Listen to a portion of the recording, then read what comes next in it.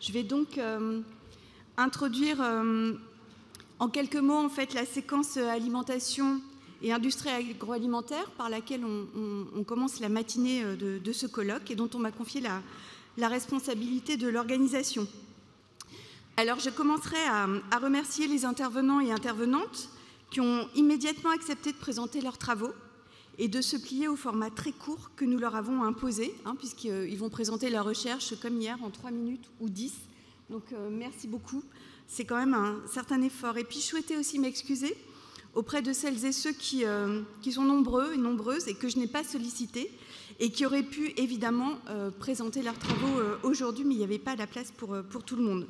Parce que, voilà, comme vous pouvez le voir sur cette carte qui est indicative, la thématique alimentation et industrie agroalimentaire est portée par une petite dizaine d'unités qui recouvrent en gros les thèmes du champ thématique numéro 1 et qui portent sur les comportements et les pratiques de consommation alimentaire, l'organisation et la régulation du secteur agroalimentaire, les filières, le commerce international, les stratégies des entreprises des IAA. Et sur la carte, ce n'est pas du tout représentatif. Enfin, les thématiques qu'on a mises ne sont pas exclusives pour chaque unité, c'était juste pour vous donner une idée de l'ensemble des thématiques traitées par ailleurs sur cette thématique-là. Alors cette séquence a été pensée autour de 3 grandes approches qui traversent cette thématique et qui correspondent, on peut dire globalement, aux dynamiques de consommation, aux acteurs industriels et à l'action publique, sachant que cette dernière, on la considère dans nos travaux à plusieurs niveaux. On analyse autant l'élaboration des politiques publiques que leur mise en œuvre et leurs effets. Donc nous avons essayé, pour construire cette séquence, d'être attentifs à conserver un équilibre entre ces 3 approches, entre les disciplines, économie, sociologie, et entre les unités. Et j'avoue que je suis très heureuse en fait d'avoir 2 interventions qui ont été préparées à 4 mains, ce qui permet de quasi doubler le nombre d'unités représentées. Mais ça permet surtout de mettre en avant les collaborations entre unités et la transversalité auxquelles se prêtent certains sujets.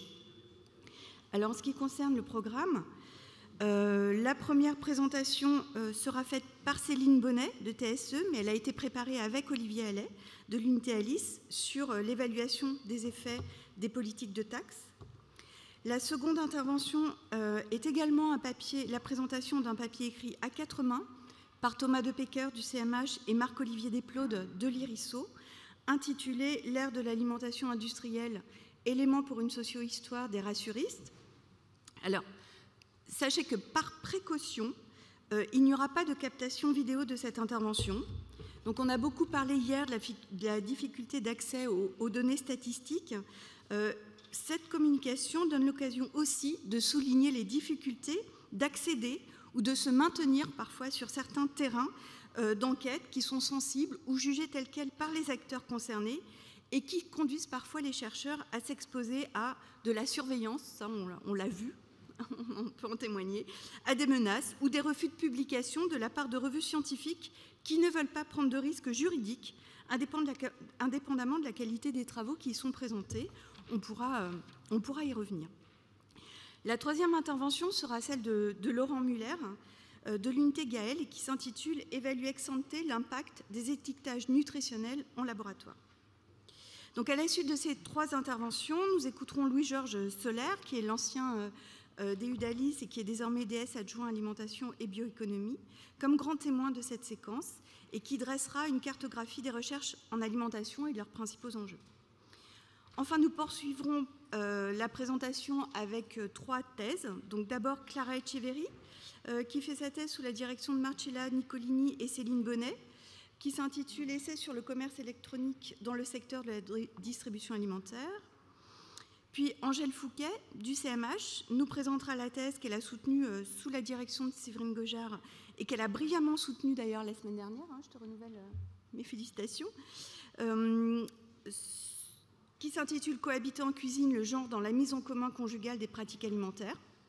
Et enfin, Francesco Guerra, qui a aussi soutenu, mais il y a un petit peu plus longtemps, je crois, qui a fait sa thèse sous la direction de Carl Guénier au laboratoire SMART, l'ERECO, et qui portera sur 3 essais sur le rôle que la qualité des produits joue dans le commerce international.